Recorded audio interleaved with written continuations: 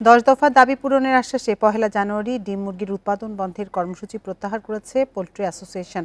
বৃহস্পতিবার এক বিজ্ঞপ্তিতে তথ্য জানিয়েছে সংগঠনটি। বিজ্ঞপ্তিতে বলা হয়, প্রাণী সম্পদ অধিদপ্তর, কৃষি বিপণন অধিদপ্তর ও সংশ্লিষ্ট সকল ব্যক্তিদের নিয়ে 10 দফা দাবির বিষয়ে আলোচনা হয়েছে। সরকার প্রান্তিক খামারি এবং দেশ ও জনগণের স্বার্থে সব দাবি পূরণের আশ্বাস দিয়েছে। পাশাপাশি বিপিএ-কে এ খাতের সংশ্লিষ্ট সব দফতরে যুক্ত করা হবে বলেও জানানো হয়।